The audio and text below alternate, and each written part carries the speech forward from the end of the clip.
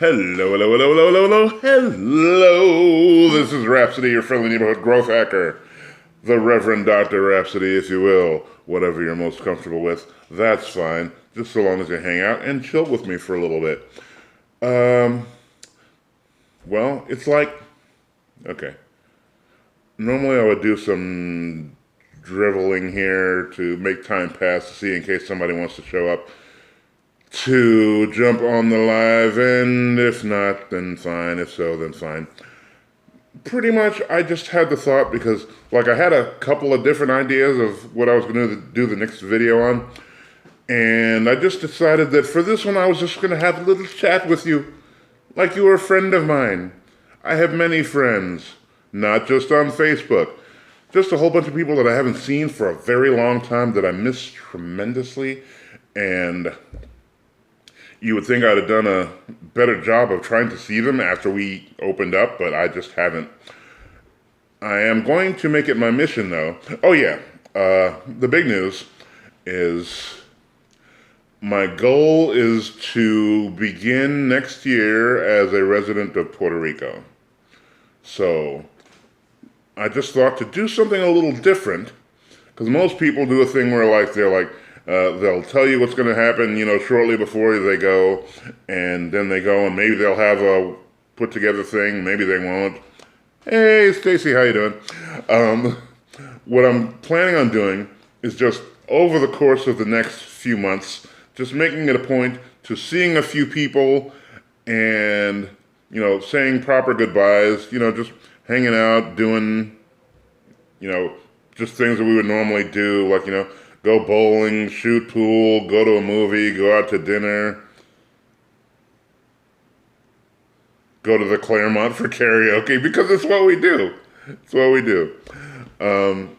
Anyway, so I thought I would just get the word out about that, and if you're interested in making your way onto that list of people who I make it a point to see before I go, be sure to drop me a note so I can put you on the schedule for whatever we wind up doing so that we can do it together.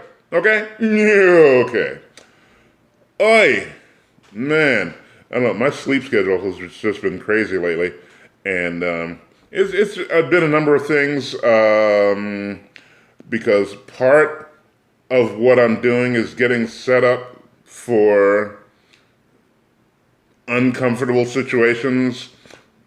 Like any event, okay, for those who don't know, if you move to Puerto Rico, you stay there for 183 days out of the year, you pay $10,000 to a nonprofit, a Puerto Rico nonprofit, and you pay another $10,000 to the government of Puerto Rico.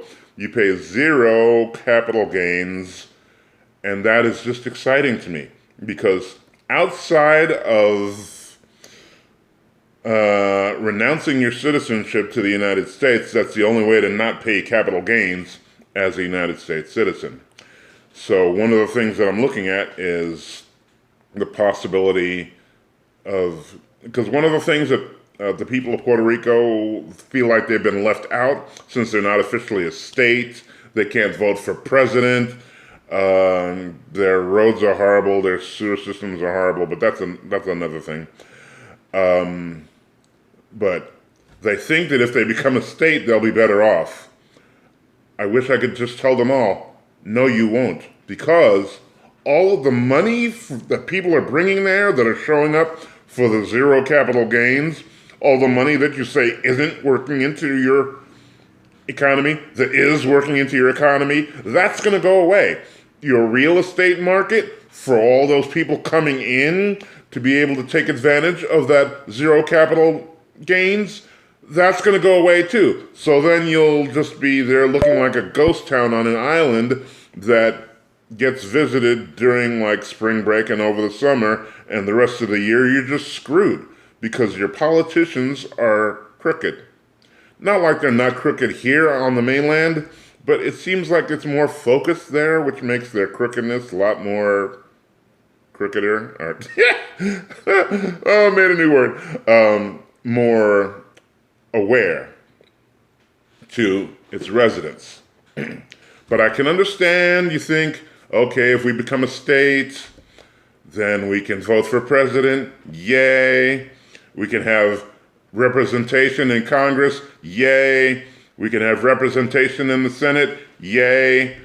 Unfortunately, what also goes with that, for all of us wonderful people who are there, okay, not only do you only pay zero capital gains, you also no longer have to pay federal income tax. And once you become a state, then you have to pay federal income tax, which will then put you in a position where people are actually paying more taxes to live in Puerto Rico than they would be to live in California or New York. So we're spoiled. Mainlanders were spoiled. I know I'm spoiled. It's like I'm spoiled, but I'm willing to suck it up for that zero capital gains and zero federal income tax. That just gives me, how would I say it? It gives me an intellectual woody just thinking about it. For real. Okay. But if you become a state, that goes away. So the thing is, people like me who are used to comfort will put up with a little discomfort. We'll put up with bad roads here and there. We'll put up with sewer systems that sometimes back up into the street in some of the other areas.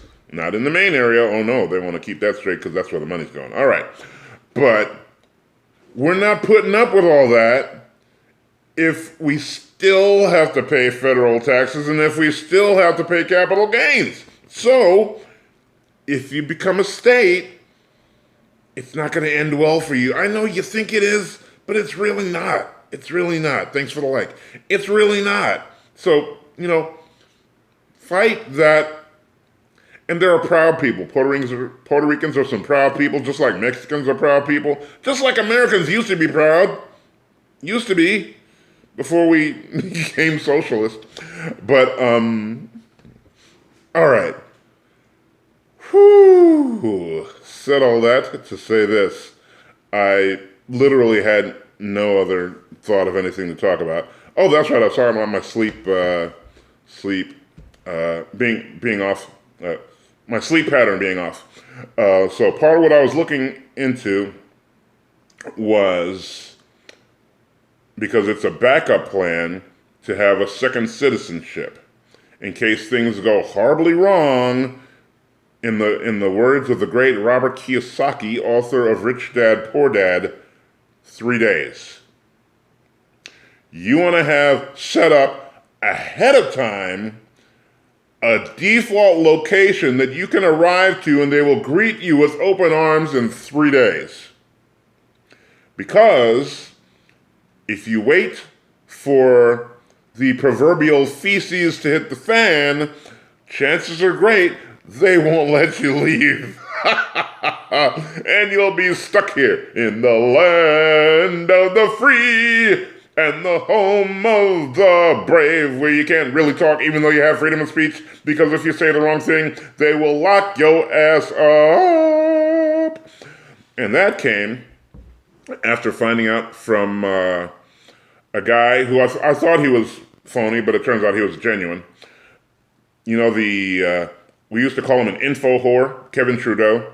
The thing was, he was into speaking truth to power, and the powerful don't like it when you do that. So they were literally looking for reasons to lock him up, and he made a mistake on one of his infomercials, and they locked him up. And I thought to myself two things. I thought, okay, he's Caucasian, he'll be fine. That's thing number one. Thing number two, he has a $37 million net worth, he'll be fine. Wrong. They just politely picked him up, put him in prison, put all of his properties on hold, and that, as we say, was that. So, if you don't think it can happen to you, even if you're rich or the right persuasion, it can happen to you, baby. Just watch your mouth and be happy to the best of your ability. The end. Love you, mean it.